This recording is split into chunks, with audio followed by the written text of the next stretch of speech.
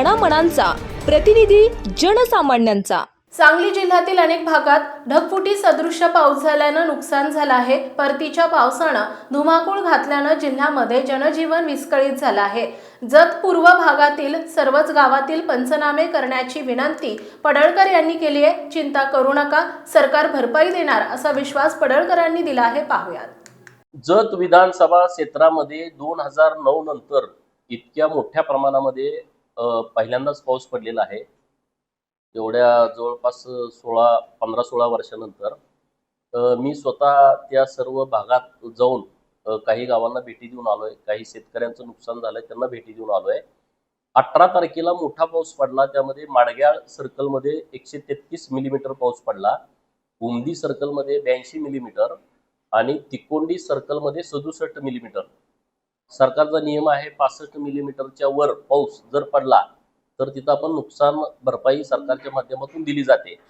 या तिन्ही ठिकाणी पंचनामे सुरू आहेत। माननीय प्रांत साहेब, माननीय तहसीलदार साहेब, अप्पर तहसीलदार संघ आणि कृषी विभागाचे आपले तालुका कृषी अधिकारी यांच्या मी पूर्ण वेळ संपर्कामध्ये आहे। जिथं कुठं अडचण असेल तिथं त्यांना सूचना दिलेल्या आहेत। ज्या सर्कलमध्ये जास्त पाऊस पडला नाही तिथील तलाठी किंवा कृषी सहाय्यक असतील यांना जिथं जास्त पाऊस पडलाय तिथं शिफ्ट केलेलं आहे पंचनामे करण्यासाठी। त्यातून जरी काही लोकांना काही अडचणी असतील तर नक्की त्यांनी माझे संपर्क साधावा। माननीय तहसीलदार साहेब, माननीय प्रांत साहेब, माननीय अप्पर तहसीलदार यांच्याशी संपर्क साधावा। आता ज्या भागामध्ये 65 मिलीमीटर पाऊस पडला नाही परंतु सतत संततधार पाऊस पडतोय आणि त्यामुळे शेतकऱ्यांचं मोठं नुकसान आहे।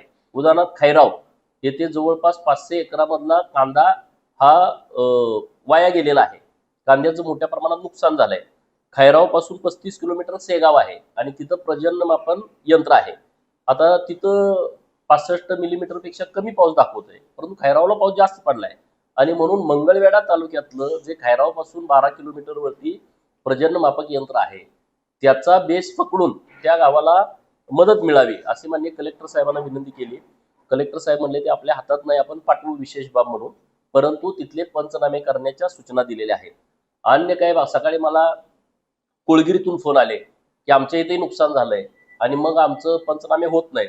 तर मी आता माननीय जिल्हाधिकारी साहेबांना विनंती करतोय, आपल्या माध्यमातून करतोय, मी त्यांना भेटून पण करतोय की जिथं नुकसान झालेलं आहे परंतु 65 मिलीमीटर पेक्षा पाऊस कमी आहे तरी सुद्धा त्या सर्व शेतकऱ्यांचे आपण पंचनामे करावे।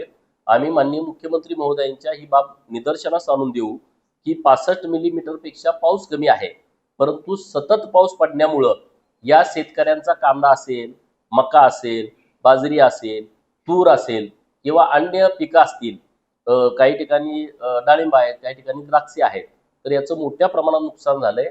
त्याला सरकारनं विशेष बाब म्हणून भरपाई द्यावी। तर प्रशासनाला माझी विनंती आहे, जिथं शेतकऱ्यांचं नुकसान झालंय त्याचे पंचनामे आपण करावेत। शेतकऱ्यांनी काही चिंता करण्याची आवश्यकता नाही।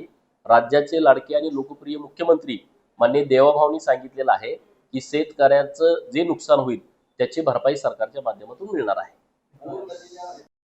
आपल्या परिसरातील महत्त्वाच्या बातम्या पाहण्यासाठी आजच आमच्या लोकनेता न्यूज महाराष्ट्र चॅनलला YouTube वर सबस्क्राईब करा आणि बेल आयकॉन प्रेस करा।